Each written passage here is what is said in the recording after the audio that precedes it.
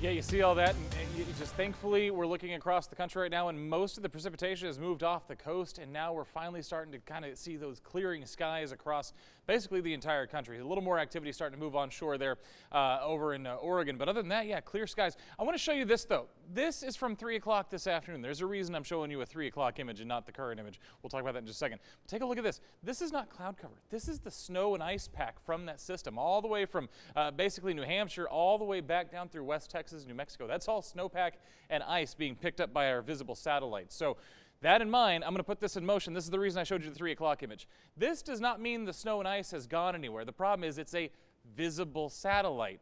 And think about what happens out into the east and then eventually works its way across the country. Yeah, that's right, the sun is setting, so you're not able to see it. The snow is still there, you just can't see it on our visible satellite and radar because it's starting to get dark east of here. Now, let's talk about closer to home. Across Texas, again, that snowpack is still there. You can barely see it in our area. We've had a little bit of melting, but it is still there. A lot of that ice still in area roadways.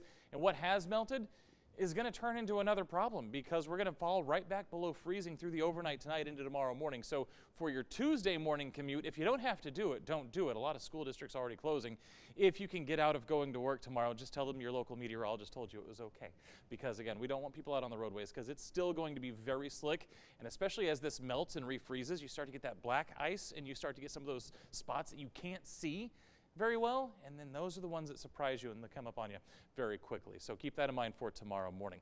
In terms of your temperatures right now, we did climb above freezing in a couple of spots today, including Waco and Temple, and right now Waco is still at 35. Temple, we hit 33, but we're at 32 now, 32 the same there in Marlin, and again, above freezing down in the Brazos Valley. Again, it's nice to get above freezing, but we are going to fall right back below. But here's the deal. Again, the one thing we've been doing throughout the entirety of the storm is kind of comparing it to 2021. Well, let's put it this way. We spent 54 consecutive hours below freezing this weekend from roughly 7:30 a.m. Saturday through about 1:30 this afternoon.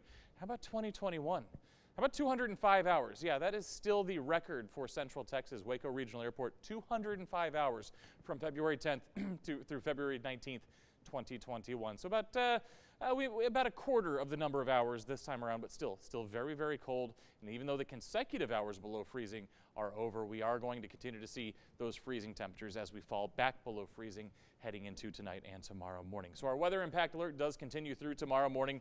The impact, of course, another very, very cold night, talking temperatures in the teens, continued road issues through tomorrow morning, through about the noon hour before things start to get a little bit better for us as we head into the afternoon. So your need, of course, is if you do have to go out tomorrow morning, and remember I said don't do it if you don't have to, make sure that you are layered up from head to toe. Hats, scarves, gloves, everything. For P's, again, I'm still on 5-minute breaks for the dogs outside. And again, those pipes, I've still got my faucets dripping, so make sure that you're doing all those things, checking on the people around you, and limiting that travel. Again, extreme cold warning still in effect all the way through tonight into tomorrow morning because those temperatures are going to get very, very chilly tonight. Take a look at this. We're all the way back down to the 20s by 9 o'clock, into the teens and lower 20s by the time you get to tomorrow morning, before we finally start to come out of it a little bit by about noon tomorrow. How cold is it going to feel, though, as you step out the door tomorrow morning? Those wind chill values, winds aren't going to be too bad, but it's not going to take a whole lot of wind to make things feel very, very cold.